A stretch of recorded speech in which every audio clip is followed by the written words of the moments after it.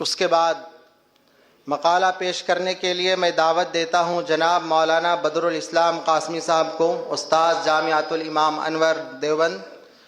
آپ کے مقالے کا عنوان ہے معارف السنن ایک تعارف۔ السلام علیکم ورحمۃ اللہ وبرکاتہ۔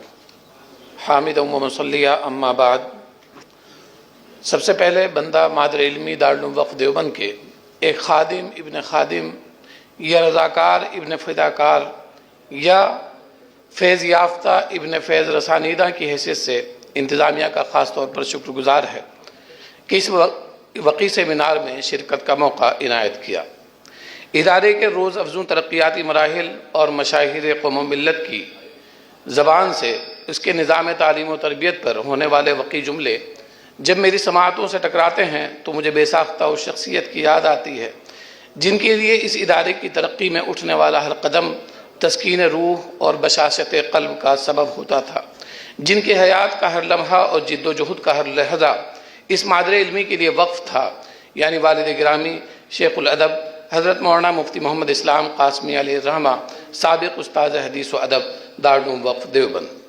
مقالے کا عنوان ہے معارف السنن تعارف و خصوصیات۔ بندے نے اس میں درذیل عنوانات پر 17 صفحات تحریر کیے ہیں۔ وہ ذیلی عنوانات آپ کی خدمت میں پیش کیے جا رہے ہیں۔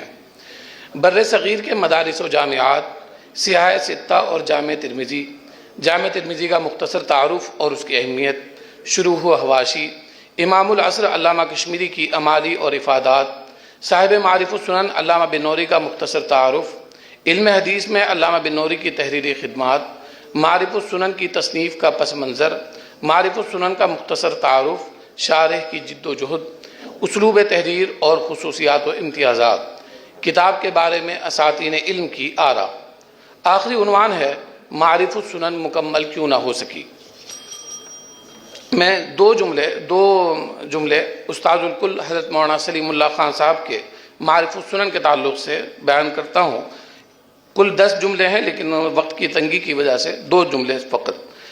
علامہ انور شاہ کی قیمتی آراء اور سنہری تحقیقات کو اس شرح میں معارف السنن میں بڑی شرح و بسط کے ساتھ حسین پیرائے میں پیش کیا گیا ہے۔ العرف الشذی کے مبہم مقامات کا تشفی بخش حل پیش کرتے ہوئے امام الحدیث علامہ کشمیری کے نقطہ نظر کی عمدہ تشریحات کی گئی ہیں۔ والسلام علیکم ورحمۃ اللہ وبرکاتہ۔